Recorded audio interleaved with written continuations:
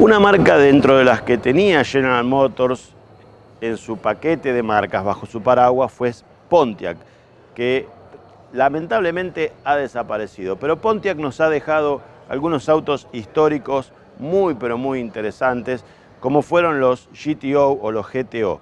Este que estamos viendo es un Pontiac Tempest Le Mans GTO de 1964. Aquí dice que fue de los que inició la era de los muscle car. Para nosotros la inicia el Chrysler 300 con el primer V8 en los años 50. Digamos que este arranca en la misma época que Ford había sacado el Mustang.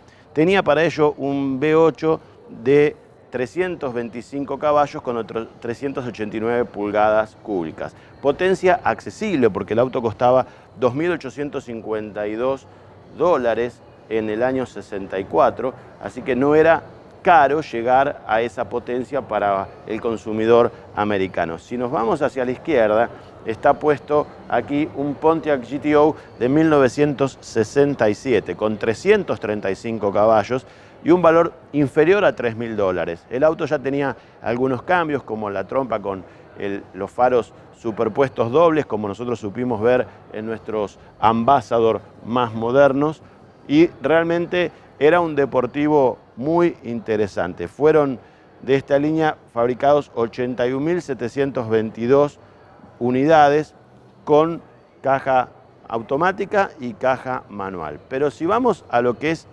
Pontiac, sin dudas, el juez, como se lo llamó a este auto, fue un antes y un después de la marca, porque el juez le decían porque era el que venía a cerrar las disputas o a sentenciar las disputas en las picadas callejeras. Cuando llegaba el juez no había cómo competirle por lo que este auto proponía para ese momento. 366 unidades fueron fabricadas, un 20% más caro, $3.600 como precio en 1969, y se fabricaron solamente 6.725 unidades de este juez, como se lo conoció, en una época de las picadas callejeras y los street racers realmente pero muy importante. Ya si nos vamos a otra época de Pontiac, tenemos aquí en la 1977 un Grand Prix. Ya la línea empezaba a perder, digamos, lo que es en cuanto a diseño, la elegancia, porque el auto, por conservar ese frente muy al estilo Pontiac con la parrilla dividida, en cuanto al estilo era muy de los años 70, pero ya le costaba, digamos, decir a uno que estaba mirando un auto elegante.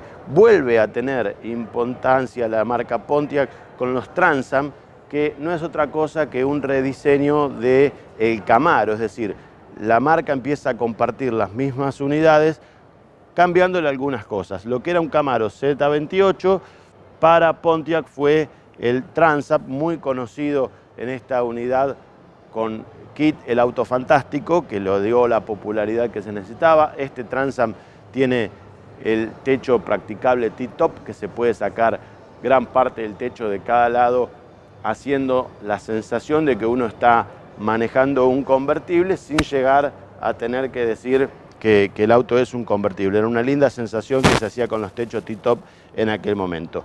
El V8 eran 403 pulgadas de muy baja potencia, 185 caballos, que es lo que ellos declaraban. Y el precio ya había aumentado a casi $5.500.